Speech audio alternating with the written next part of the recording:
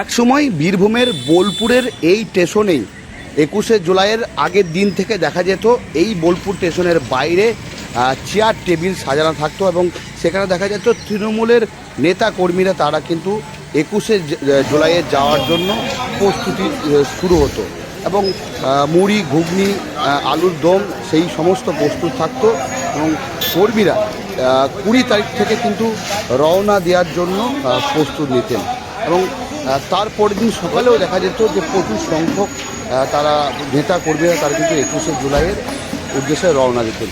কিন্তু আজকে বোলপুর স্টেশনে দেখা যাচ্ছে সম্পূর্ণ ফাঁকা, একদম সম্পূর্ণ ফাঁকা, একটাও লোক নেই।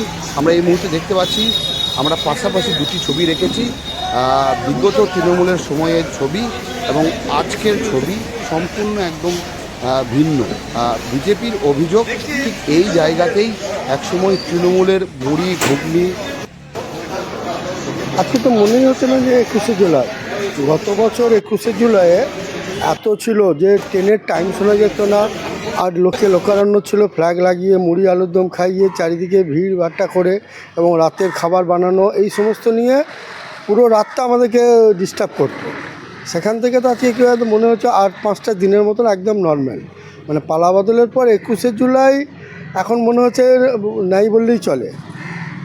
অনুব্রত মণ্ডল এখন নব তৃণমূলে, তিনিও বলেছিলেন যে 21শে জুলাই লোক হবে, কিন্তু সেই জায়গাতে লোকই নেই। একটা যেমন তৃণমূল হচ্ছে মানে যা বলা যায়, যত রকমের দুর্নীতির আতুরঘর হচ্ছে তৃণমূল। আর পালা বদলের পরে নিশ্চয় তাদের দুর্নীতি কিন্তু থাকবে না। বর্তমানে যতই ওরা ভালো সাজা করে থাকার চেষ্টা করুক না কেন, সমস্ত কিন্তু অর্ডার উনিই দিতেন। অর্থাৎ উনি কোনোদিন তৃণমূল মানে ভালো কোনোদিন হয় না। ভালো তৃণমূল খারাপ তৃণমূল বলে নয়, তৃণমূল মানেই খারাপ। একটা ফ্ল্যাগ পর্যন্ত নেই না, ওটা তৃণমূল নেই তো, ওটা তো মানে কতগুলো চোরের মানে সংগঠিত একটা দল ছিল। আর ভালো মানুষরা যখন আসবে তখন চোররা ঠাঁই পায় না। দেখুন, 21শে জুলাই একটা আবেগ, একটা স্বপ্ন।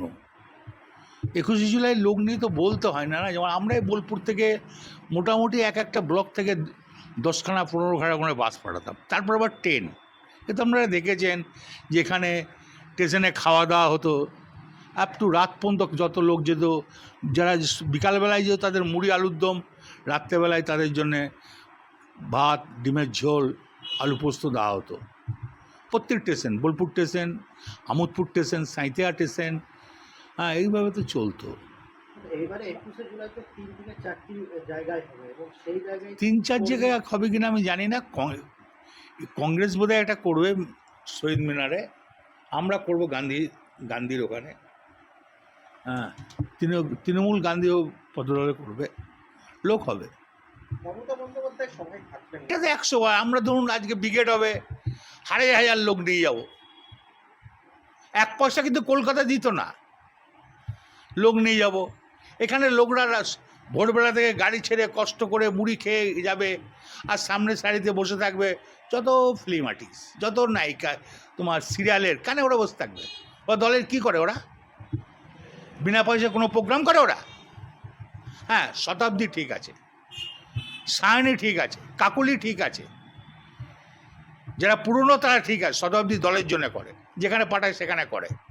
কাকুলি আজকের নয়, 40 বছর আগেকার কাকুলি, দল তৈরি করে দেয় কাকুলি আছে।